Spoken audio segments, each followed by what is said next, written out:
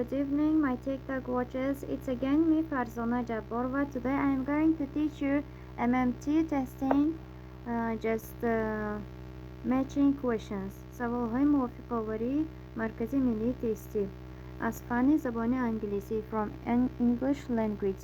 So let's start from the first test. بیاید از تست یکم آغاز میکنیم. So variant A word, variant B phrase, variant C sentence, variant D text. So کلمه اولین ما معنایش کلمه است. کلمه. در اینجا باید ما کلمه های زیرین شرحشان از طرف راست دریافت نموده با آنها موافق آوریم. So next phrase این عباره است. عباره. So sentence این جمله است. جمله. تکست این متن است. اکنون پیش از آنی که من شرط ها را خوانم و معین کنم که کدامشان با کدامشان موافق می آیند، خود این کلمه ها را باید فهمانم. So what این کلمه است؟ کلمه یک تا است. از حرف ها عبارت یک کلمه.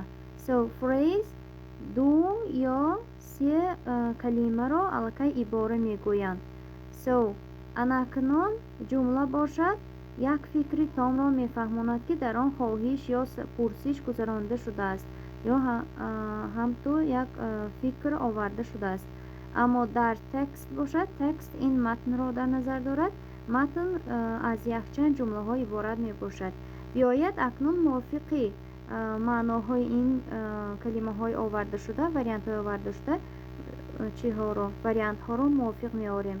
یکم وریانت این sequentially located sentences having main idea and semantic completeness. جمله هایی که با ترتیب آورده شدند و فکری اساسی را میفهمانند و پورگی سیمانتیکی دارند. این به یگان آنها موافق نمی آید. So دویمش به یگان چی کلمه های در اینجا آورده شده در طرف چپ اینقدر موافقت نمی کنند. So دویم a speech which tells you what someone said but does not use the person's actual words. نطقی که گفته می شود در آن یگان what someone said کسی چیزی می گوید اما سخنهای پوره ای شخص را نمی فهماند. So سیوم a group of two or more words that not form a complete sentence. گروهی کلمه ها گروهی دو و زیاده کلمه هایی که یک جمله را ifade نمی کنند، نمی سازند. Not form a complete sentence.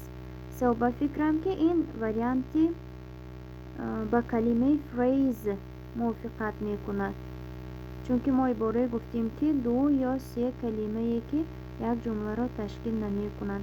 باید اینجا اشاره می کنیم سه بی سه. So دیگرش رقم 4 a group of words that expresses a statement, question, comment or wish.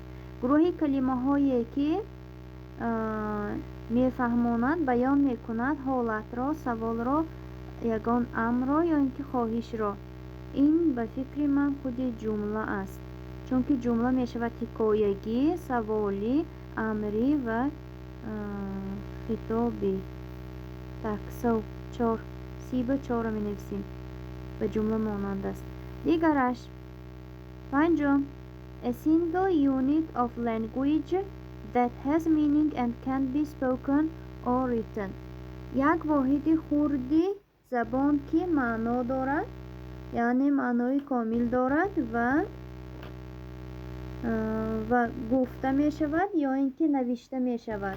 آن را ما چی می نامیم؟ البته ما آن را کلمه می نامیم. 5 اینجا کلمه حرف دی تکست یعنی که متن ماند. اکنون ما از اینجا از یک و دو باید معین کنیم که کدام از آنها متن را تشکیل می کنند. tak a sequential located sentences having main idea and semantic completeness. و فکرم که انمی جمله یکم متن است، چون که جمله های به هم مانند، به هم موافقی که пайдарпайе ки як фикри асосиро main idea фикри асосиро мефаҳмонанд. Ин албатта аз рӯи маъно низ пурра ҳастанд. Анамин матн аст. So one, look, one. A speech which tells you what someone said but does not use a person's actual words. Инаш зиёдатӣ аст. Варианти ду инҷо варианти зиёдатӣ аст. Яъне ки калима a word 5, number 5, phrase number 3, sentence number 4 and text number 1. Let's check our done test with its key. биёед тексти иҷро кардамонро тести иҷро кардамонро аз рӯи калидаш чӣ мекунем, муайян мекунем. кадоме аз онҳо дуруст мебошад? So let me find мувофиқоварӣ ама инҷо.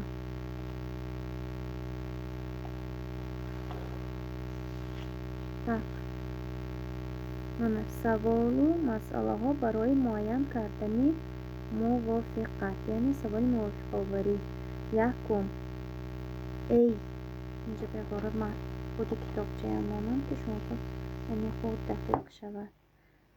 Якум тестома мана тести як 4 калима бо чиҳо шарҳаш талқаваниш. Окей. Якум A5 дуруст, B3 дуруст, C4 number 4 C number 4 дуруст, анакнун D number 1 correct. So имрӯза тести мувофиқоварӣ мо якумаш пурра дуруст аст. Thank you for watching. Bye bye. Okay.